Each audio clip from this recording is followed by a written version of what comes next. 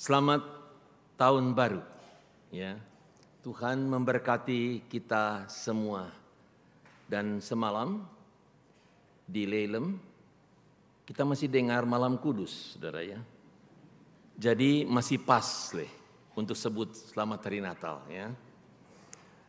Tuhan yang sudah memberkati akan terus memberkati kita dalam tiap langkah kita memasuki tahun 2024 ini.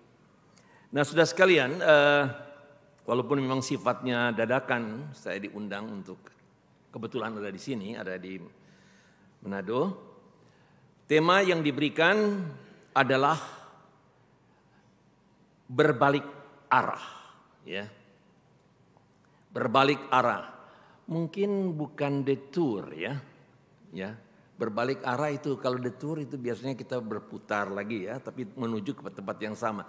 Tapi berbalik arah itu adalah jelas dari arah yang ke timur atau ke barat lalu menjadi arah yang berlawanan ya.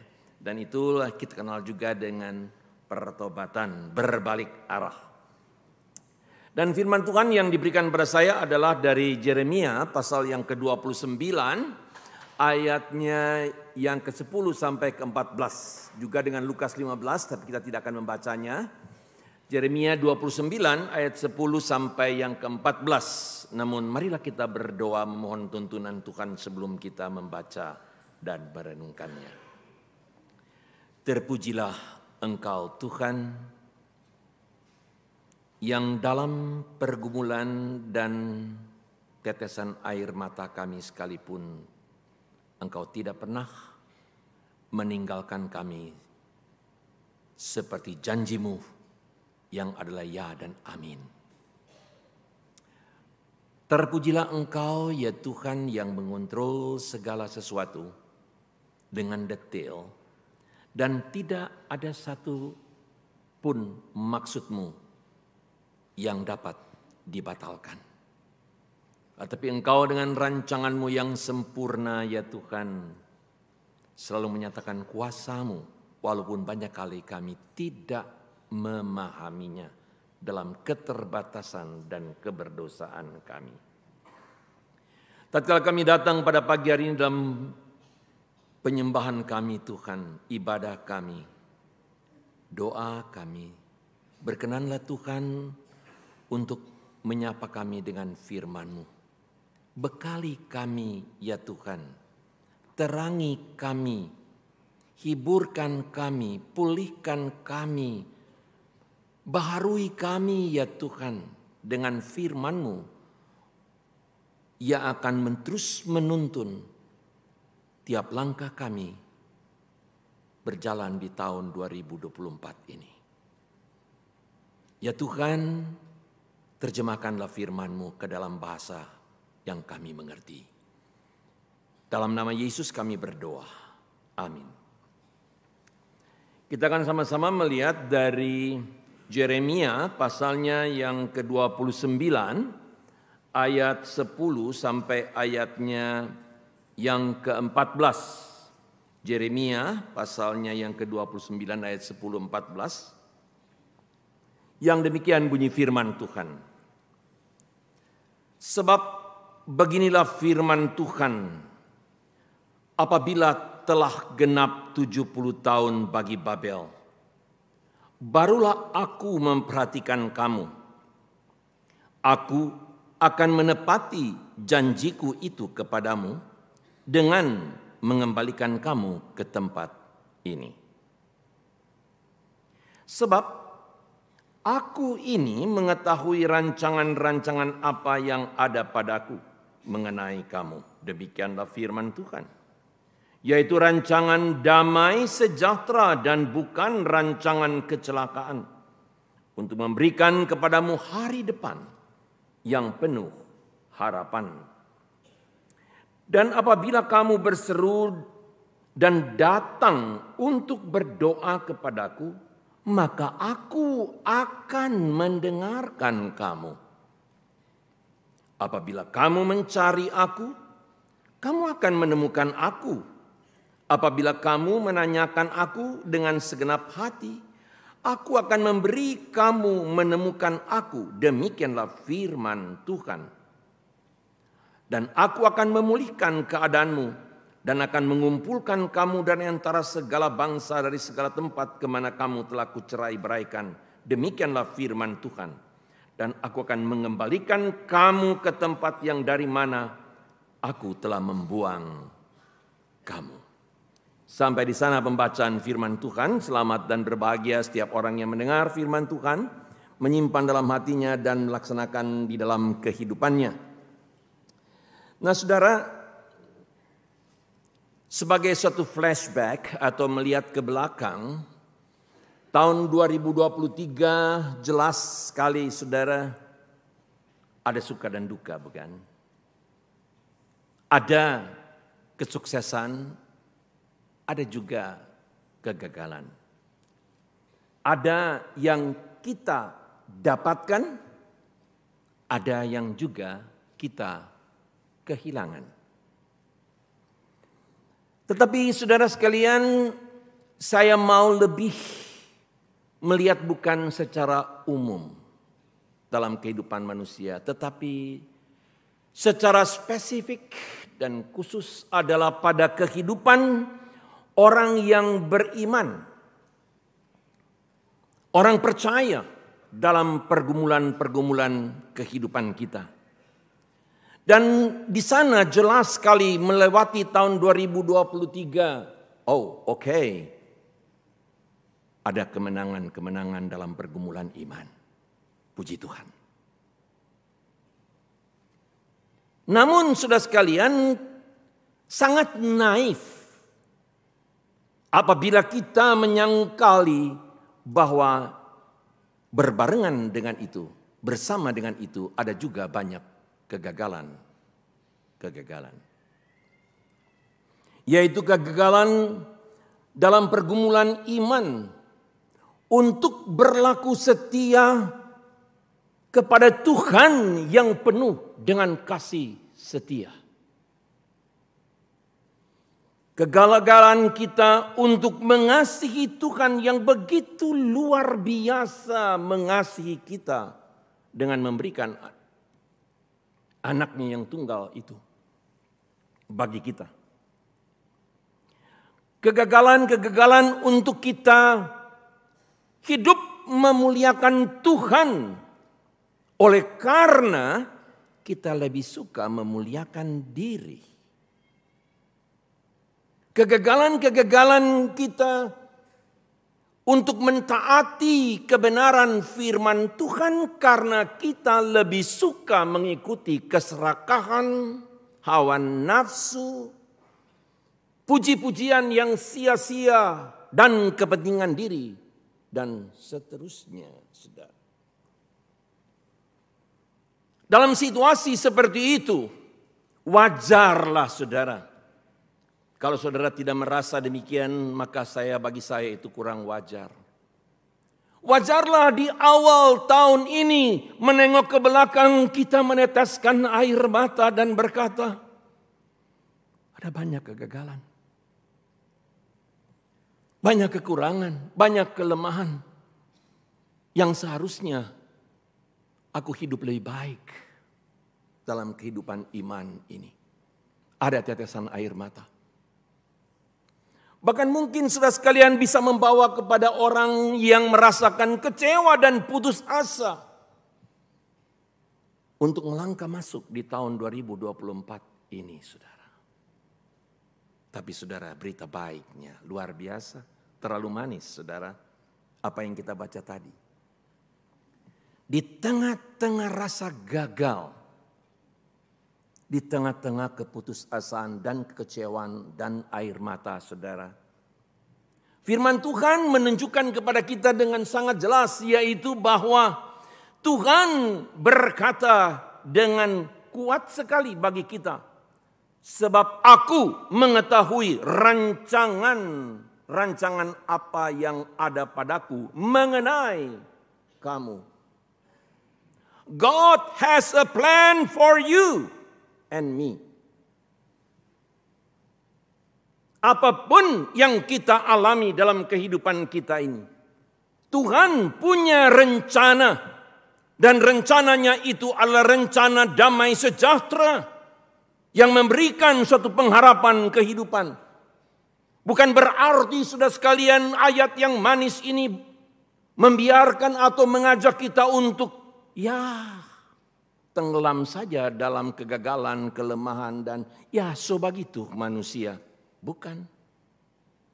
Tetapi justru dengan ayat ini, disitulah Tuhan menunjukkan aku punya rencana. Dan rencana yang diberikan itu rencana damai sejahtera apabila kamu berbalik arah. Bukan tenggelam dalam kegagalan yang itu juga. Tetapi berubah arah. Apabila kamu mencari aku, kamu akan mendapatkan aku. Kamu berseru kepadaku, aku akan memulihkan kamu. Betapa manis saudara sekalian. Itulah saudara sekalian yang dimaksudkan di dalam pergumulan, kepahitan, kekecewaan. Tuhan tidak inginkan kita tenggelam dan kemudian dengan pesimis menghadapi tahun 2024 ini. No. Tapi Tuhan inginkan kita tahu Tuhan punya rencana yang mau membimbing kita pada tahun 2024 ini. Asalkan kita sungguh-sungguh berbalik arah dari berbagai dosa-dosa kita. Saudara sekalian, oleh karena pembahasan ini tidak mudah, saudara, saya ingin saudara mendengar sesuatu yang tidak langsung dari atas yang biasanya. Tadi diruningkan saya seperti tadi pagi juga spontan saudara ya. Saudara akan mendengarkan sebuah lagu. Saya akan analisa lagu ini ya. Moga-moga ini bekerja dengan baik.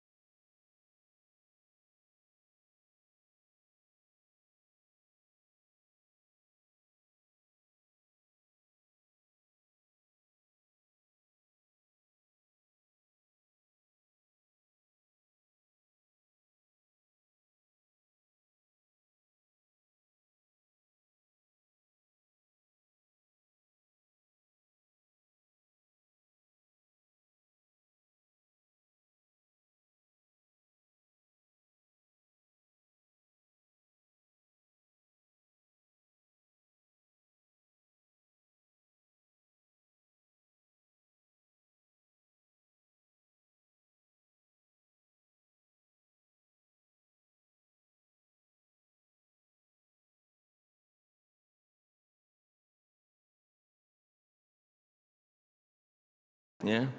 Kalau masih lanjut saudara sekalian, saya khawatir nanti sudah mau pada bagoyang. Tuh kaki tadi suruh patang-tang kan. Dapat dengar tuh lagu, sedap sekali. Tapi saudara, mari kita analisa sedikit ya.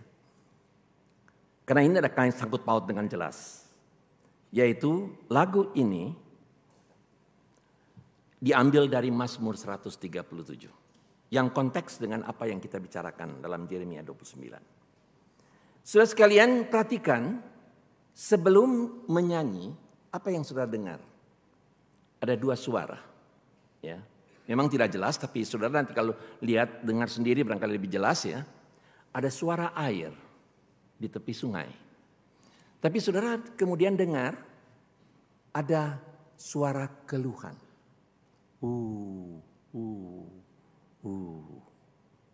Nah. Mengapa demikian saudara sekalian? Mazmur 137 yang diambil sebagai nyanyian By the River of Babylon ini, saudara, populer mulai tahun 1978, saudara, adalah lagu yang memang mengungkapkan kesedihan, kepahitan, kehancuran hati, kekecewaan, putus asa oleh berbagai pergumulan hidup.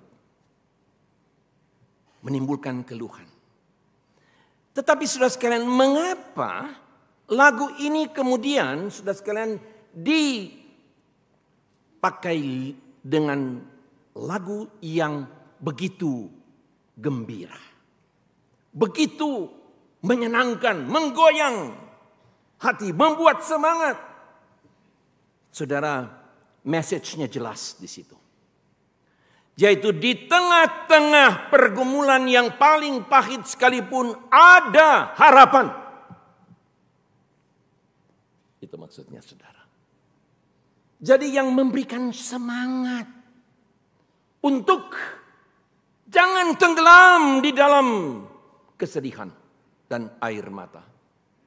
Mari bangkit dengan semangat. Itu yang sebenarnya sudah sekian lagu itu dikumandangkan. Karena mengetahui jelas sekali, yaitu bahwa sama yang kita katakan tadi dengan tidak ragu-ragu, God has a plan for you. Dan plan itu adalah shalom, damai, sejahtera. Kita melihat sudah sekalian, saya mengajak untuk melihat dari mana dasarnya pada waktu nyanyian ini nyanyikan dari Mazmur 137 ayat yang pertama saja saudara. Tadi juga memang hanya 2 ayat itu yang masih ada seterusnya, tapi baik kita lihat hanya 1 ayat saja. Mazmur 137. Di tepi sungai-sungai Babel, di sanalah kita duduk sambil menangis apabila kita mengingat Sion. Ya. Perhatikan saudara, kita masuki tahun baru ini supaya betul-betul dengan pemahaman kebenaran firman Tuhan yang solid sedapatnya. Perhatikan di sana sudah sekalian, di dalam ayat pertama ini ada 3 kata kerja. Ya. Yaitu duduk 1, menangis 2, dan mengingat 3. Dan ini sudah sekalian penting sekali sebagai satu background yang kita bisa memahami bagaimana pergumulan di Mazmur di Yeremia pasal 29. Yaitu saudara, kata di sana dikatakan dengan kata duduk di sana saudara. Ini bukan duduk menikmati sungai dan santai. Bukan. Bukan itu saudara. Maka tadi ada Para ahli bahasa Ibrani saudara sekalian mencatat dengan baik sekali. Dan memang itu unik sekali dalam bahasa aslinya. Yaitu duduk di dalam kehancuran hati. Duduk dengan kepedihan, kepahitan. Jadi bukan duduk santai, bukan. Bukan melamun, bukan. Tapi duduk dengan hati yang hancur. Itu saudara sekalian, kata duduk di sana. Dan kata itu yang pakai sufiks khusus, ne, di dalam bahasa Ibrani saudara. Itu saudara dipakai juga dalam kata kerja berikutnya, yaitu menangis. Ini bukan sekedar menangis biasa. Bukan sekedar keharuan. Tetapi menangis dengan pedih. Dengan sedih. Dengan hancur. Saudara bisa ingat bagaimana pada waktu Hana berdoa meminta anaknya Samuel, berdoa dengan sedih, pedih, dengan hancur hati. Kira-kira seperti itu saudara sekalian. Salah satu katanya ada digunakan juga sama. Dan demikian juga saudara sekalian pada kata kerja ketiga, yaitu mereka mengingat. Ini bukan homesick. Bukan. Aduh, semua Natal tahun baru pulang kampung. Ya. Serindu pulang kampung memakan rage. ya, memakampangi, atau dan seterusnya, dan seterusnya. Saudara, bukan. Ini bukan homesick, mau pulang kampung, baku dapat yang saudara-saudara, walaupun itu baik. Tapi ini konteksnya bukan, saudara sekalian. Mengingat Jerusalem, mengingat Sion, saudara sekalian. Di sana, saudara sekalian, mereka mengingat dengan pahit. Apa sebabnya mereka mengingat dengan pahit? Yang pertama, saudara sekalian, adalah mereka mengingat itulah kota yang sangat dibanggakan. Itulah kota di mana Allah memilih tempat untuk berdiam dengan kehadiran bait Allah di sana. Bagi umat Allah, Yerusalem adalah segala-galanya, saudara sekalian, yang sangat dibanggakan. Tapi sekarang torang sonyada di sana. Nah itulah, saudara sekalian. Bukan sekedar rindu pulang kampung, tapi aduh, mau pulang le atau nyana nih dia. Masih mau lihat Yerusalem lagi atau so nyanda. So nggak tahu. Kenapa dang torang ada di sini. Mereka mengingat, saudara sekalian, juga adalah bagaimana penderitaan mereka, saudara sekalian, dari Yerusalem ke Babel dalam perjalanan yang sulit. Dan mengingat dalam sepanjang perjalanan maupun dalam kehidupan Babylon, banyak yang kehilangan orang yang dikasihinya. Itu membuat, saudara sekalian, mengingat Sion menjadikan, saudara sekalian, sesuatu yang betul-betul tidak mudah. Tetapi ada dua hal yang lebih penting, saudara sekalian, yang lebih mendasar dan saudara segera bisa menangkap, yaitu Yerusalem. Nanti kita lihat sebentar. Yerusalem, saudara sekalian, adalah tempat di mana Allah hadir dan penuh dengan berkat.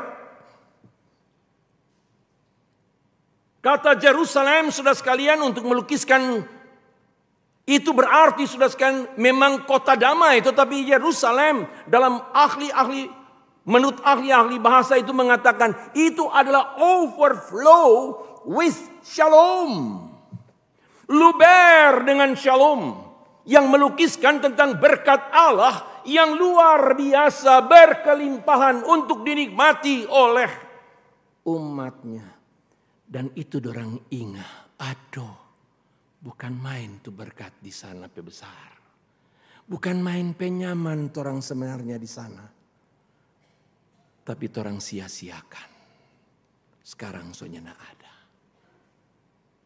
Pahit sekali bukan? Tapi kalau kita mau berkata sampai di situ, saudara sekalian, bukankah sering kali kita juga berada di perahu yang sama? Tuhan berkati torang-torangnya tahu diri. Tuhan berkati torang lupa, semuanya cuma anugerah. Sehingga kemudian, saudara sekalian, anugerah demi anugerah yang diberikan, ya saudara sekalian, torang justru anggap enteng dan tidak setia kepada Tuhan. Itu yang dialami oleh mereka. Dan yang kedua yang saya katakan, saudara sekalian, dua hal paling penting. Disitulah mereka menyadari betapa berdosanya torang.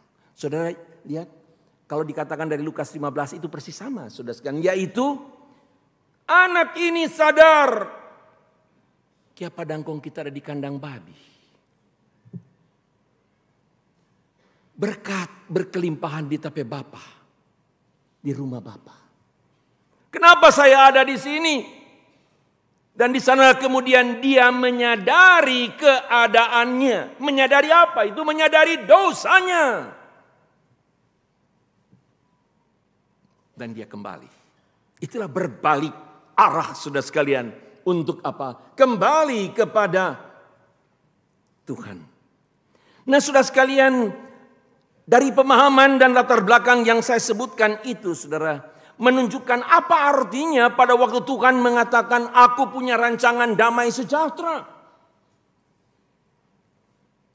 Memang dalam pergumulan mereka, kita bisa lihat dengan mudah sekali, saudara, yaitu pada waktu mereka berada dalam pembuangan, dan mereka menghadapi pembuangan, ada dua versi.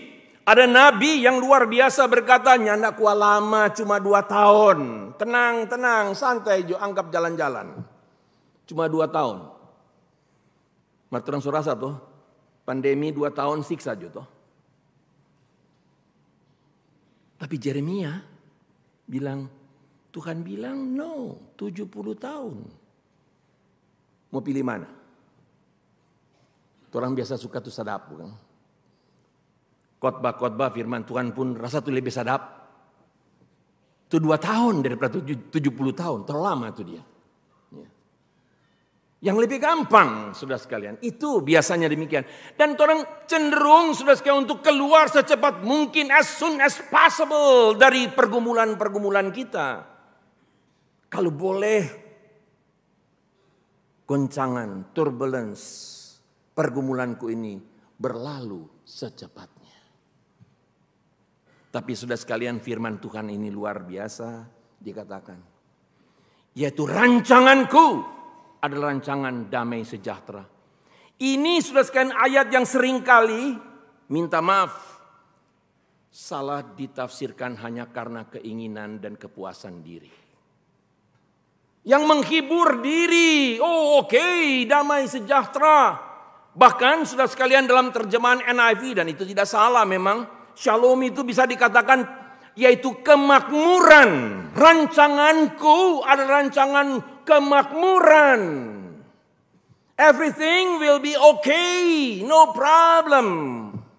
Itu rancanganku bagi anak-anakku. Benarkah demikian? Bukan begitu, saudara. Yang dimaksudkan sudah sekalian damai sejahtera adalah 70 tahun. Ada air mata, pergumulan, ada tantangan, tetapi rancanganku, rancangan damai sejahtera. Artinya damai sejahtera di tengah-tengah air mata dan pergumulan. That's the point.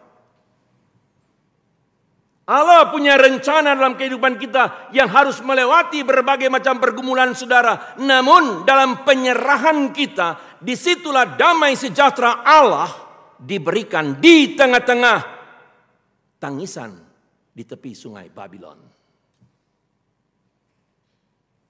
Jadi bukan berarti damai sejahtera berarti oke, semua akan terlepas. Tuhan bilang enggak, 70 tahun. Dan lebih daripada itu sudah sekalian, perhatikan dengan baik yaitu bahwa kalau Tuhan berkata 70 tahun, saudara itu berarti apa? Kalau itu dari Yerusalem ke Babylon umur 30 tahun. Setelah 70 tahun so berapa orang? Mau pulang leh. So game. Betul bukan? Oke, damai sejahtera, enggak apa-apa. Tuhan so bilang, masa depan yang cerah, oke. Aku akan dipulihkan, oke. Kembali ke Yerusalem. Itu pemahaman mereka. Tapi pakai logika, saudara.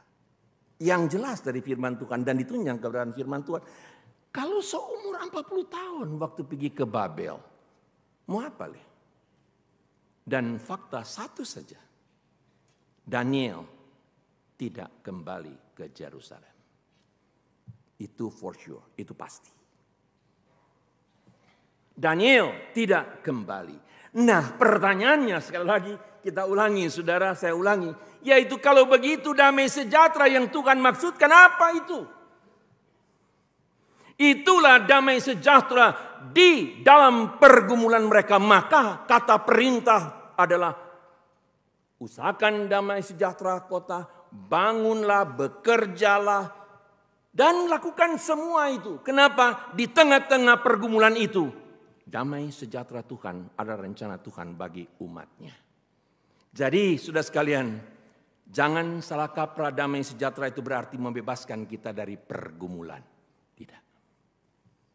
Firman Tuhan yang menyapa manis ini tidak menjanjikan 2024 itu tanpa air mata dan pergumulan. Tidak.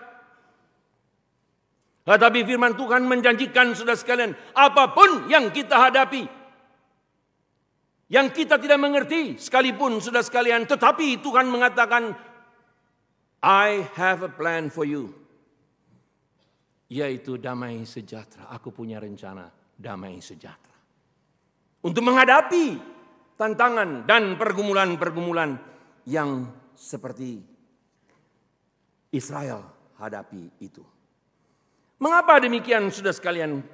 Kita berani berkata bahwa ini rencana Tuhan bukan sekedar pada masa itu, tapi betul-betul menjangkau terus karena 170 tahun kemudian. Di dalam bahasa Indonesia, minta maaf saudara sekalian, memang agak sukar. Tetapi kita melihat dalam Yeremia pasal 29 ayat 4 sebagai konteksnya. Yeremia 29 ayat 4. Di sana dikatakan begini saudara sekalian ya. Yaitu beginilah firman Tuhan semesta alam, Allah Israel, kepada semua orang buangan yang diangkut ke dalam pembuangan dari Yerusalem ke Babel. Nah, perhatikan saudara sekalian, di situ adalah perkataan bahwa firman Tuhan kepada orang-orang buangan yang dari Yerusalem ke Babel. Ada kalimat yang hilang di sini. Di dalam bahasa Inggris saudara sekalian disebutkan orang-orang buangan itu, dan terjemahan King James Version mengatakan, whom I have caused to be carried away from Jerusalem unto Babel. I have caused. Akulah yang menyebabkan. Artinya bukan kuasa Nebukadnezar, bukan kuasa raja manapun umat Tuhan dibuang ke Babel, bukan, tetapi Tuhan yang membawa, yang menyebabkan, yang mengizinkan. Untuk apa? Untuk dibuang ke Babel. Itu sudah sekian, maka jelas connect sekali. I have a plan for you. Karena Tuhan memang membuang sudah sekalian. Tetapi disitulah kita lihat sebagaimana lagu itu adalah memberikan tetap ada harapan. Ada masa depan yang menunjuk kepada jauh ke depan. Kadang-kala sudah sekian kalau sampai di sini turang rasa Tuhan yang kali baku sedu, saudara. Kalau pakai turang bahasa. Contoh. Tuhan bilang, Pak Abraham, kita mau kasih tanah besar. Ya. Janji bukan? Akan menjadi milikmu dan keturunanmu. Firman Tuhan bilang apa?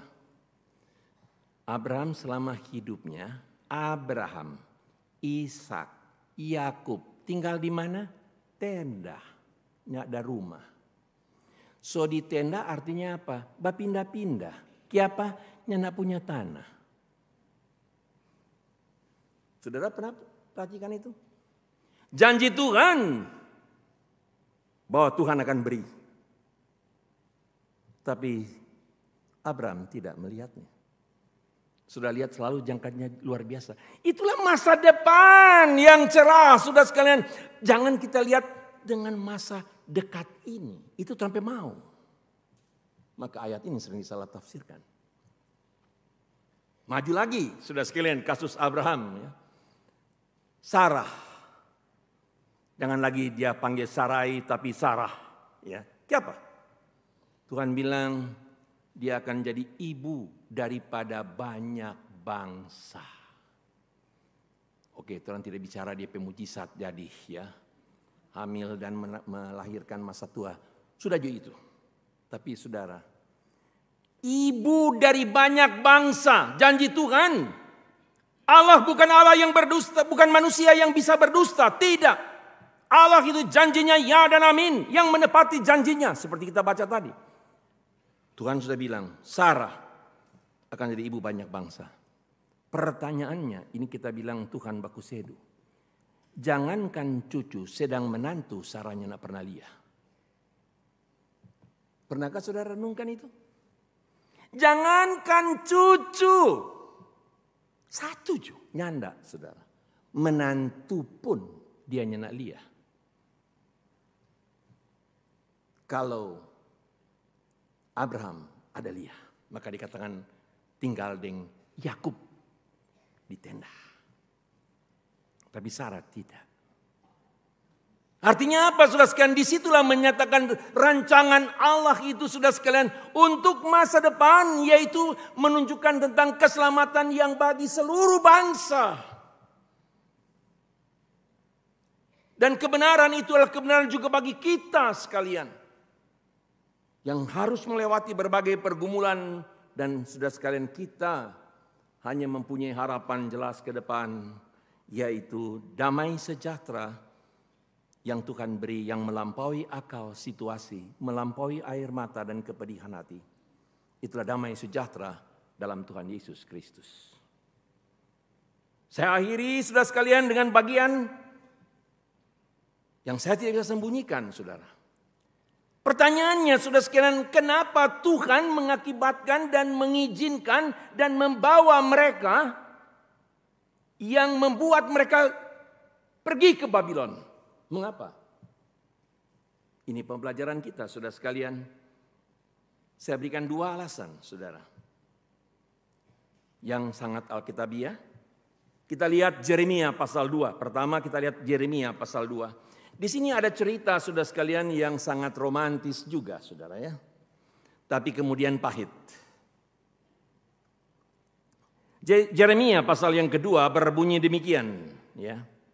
Beginilah firman Tuhan, aku teringat kepada kasih-Mu pada masa mudamu, kepada cintamu pada waktu engkau menjadi pengantin, bagaimana engkau mengikuti aku di padang gurun, di negeri yang tiada tetaburannya. Ketika itu Israel kudus bagi Tuhan sebagai buah bungaran dari hasil tanahnya. Saudara, ini Tuhan pakai bahasa romantis dan semua orang mengerti, bukan?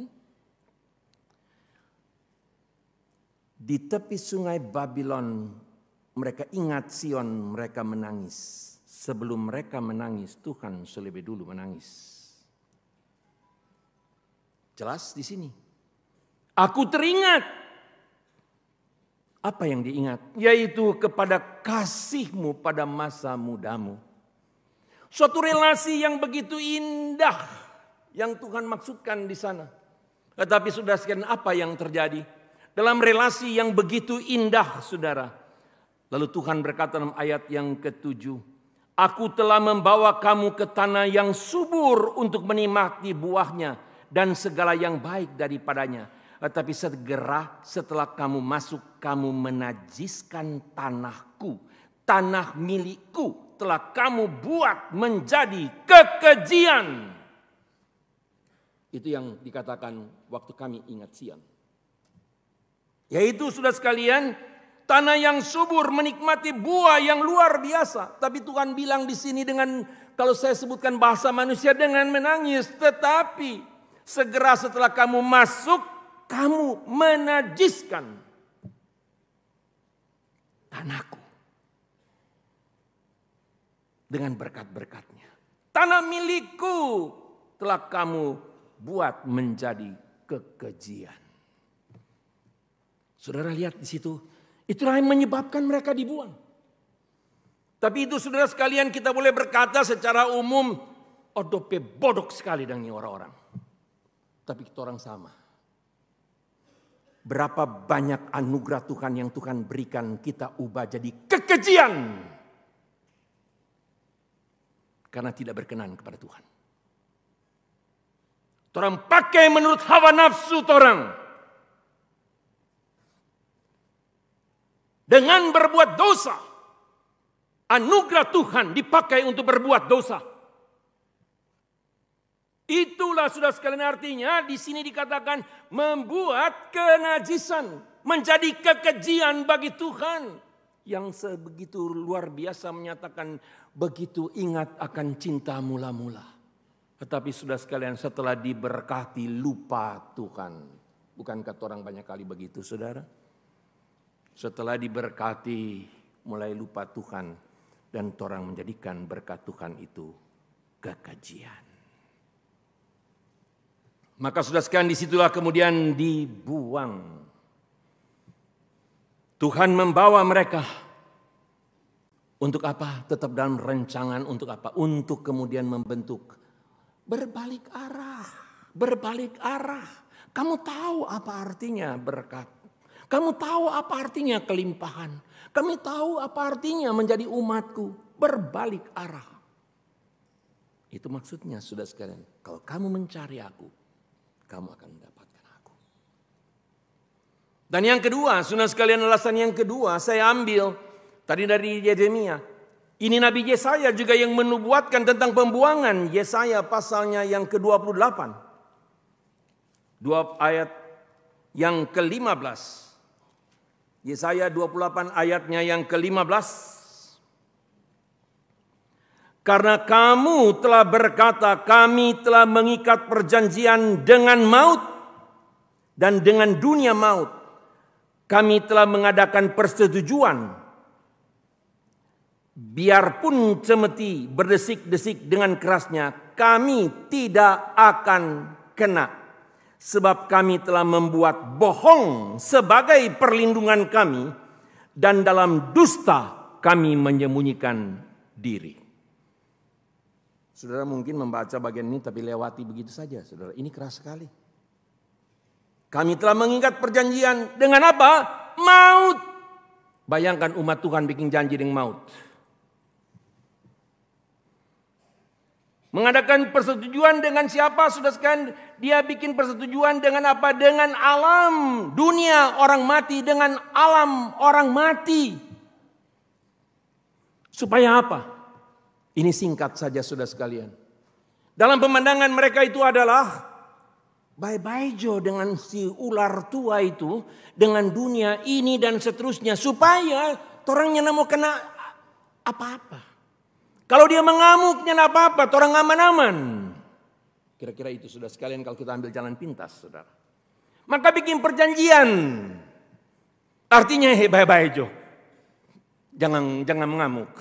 Jangan bikin yang macam-macam. Sudah bye-bye Jo, bikin perjanjian. Terang oke. Tapi pada saat yang sama itu berarti membuat Allah sebagai musuh. Bukankah persahabatan dengan dunia ini adalah musuh Allah? Tapi itulah saudara sekalian yang dikatakan di dalam Yesaya ini. Yang pada tingkat akhirnya dengan sangat menggetarkan. Mereka telah membuat bohong sebagai perlindungan. Oh saudara, orang menyanyi Tuhan adalah perlindunganku, kota bentengku. Bukan? Tapi saudara sekalian, jangan-jangan terampai hati. Orang bikin bohong sampai terampai perlindungan. Cuma Tuhan itu tahu. Dan dalam dusta kami menyembunyikan diri. Saudara, di sini penekanan 2 kali. Yaitu jelas sekali di sini karena membuat bohong sebagai perlindungan. Dan bersembunyi di mana? Bersembunyi di dusta. Padahal ini umat Tuhan seharusnya umat yang dengan kebenaran. Hari ini terlalu banyak saudara sekalian. Orang-orang berbicara dengan janji-janji yang manis tapi bohong. Di balik itu saudara sekalian adalah pada ujungnya untuk kepentingan diri sendiri. Dan itulah sebabnya pada awalnya saya katakan saudara sekalian, kita gagal memuliakan Tuhan. Mengapa? Kita cari kemuliaan diri. Kepentingan diri. Dan untuk itu kita bisa kemudian bikin persetujuan dengan siapa saja. Untuk apa? Untuk aku berhasil. Dan itu juga ada di gereja.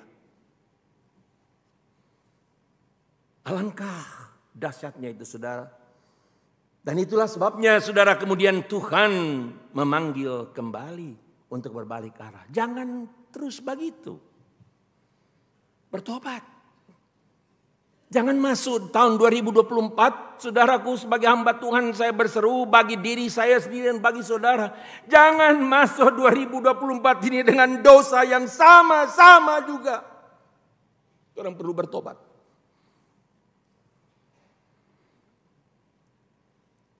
Orang perlu bertobat, berbalik arah.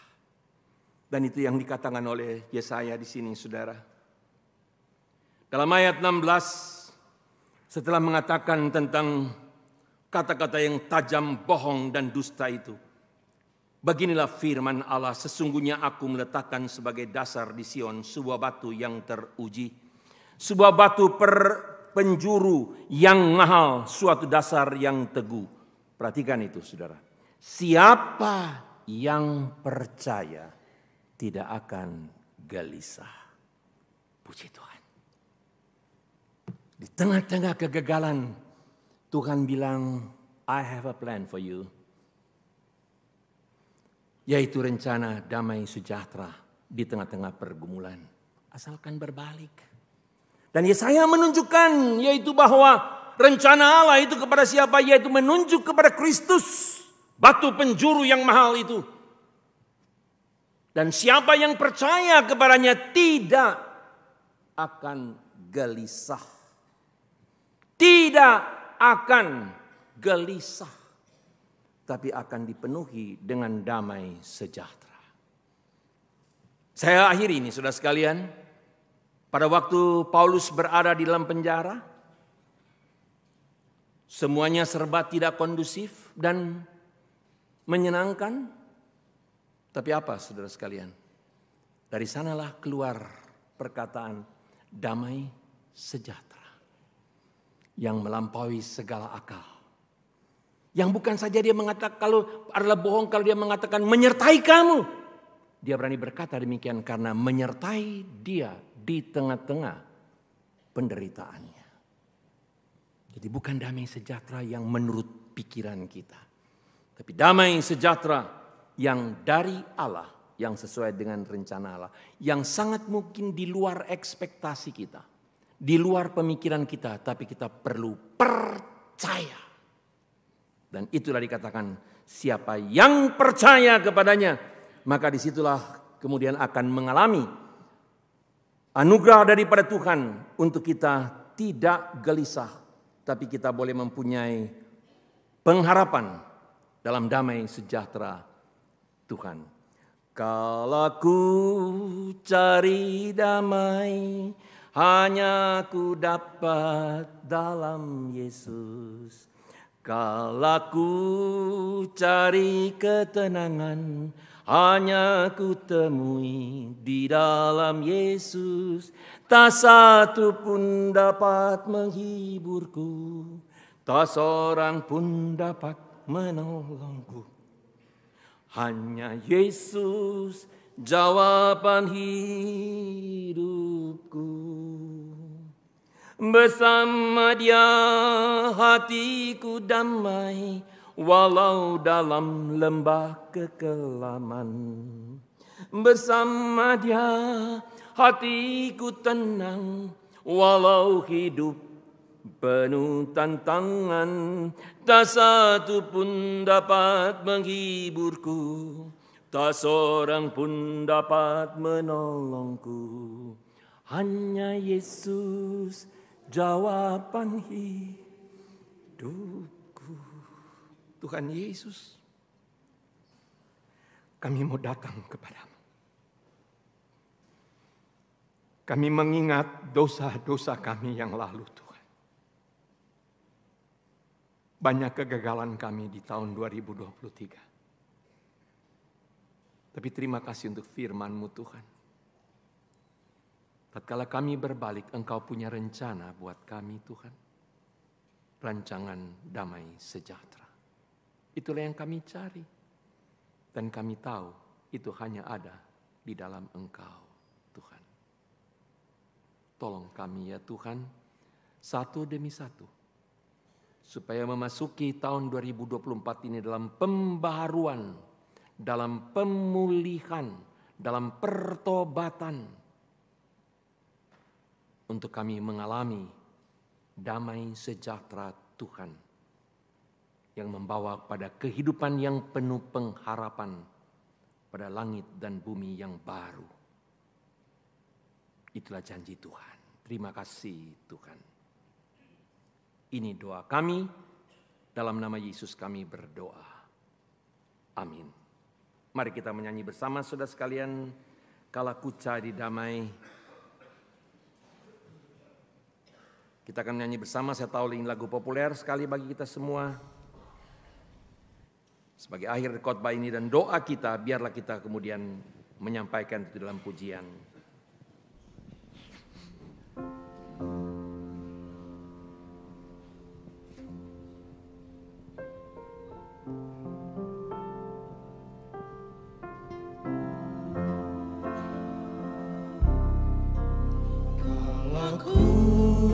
Cari damai hanya ku dapat dalam Yesus.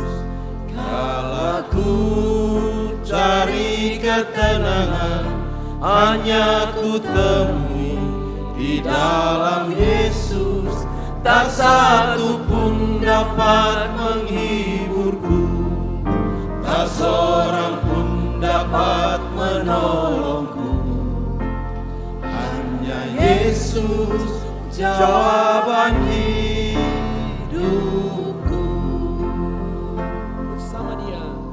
Bersama Dia hatiku damai, walau dalam lembah kekelaman. Bersama Dia hatiku tenang, walau hidup penuh tantangan. Tak satu pun dapat menghiburku, tak seorang pun dapat menolongku. Hanya Yesus jawaban hidup.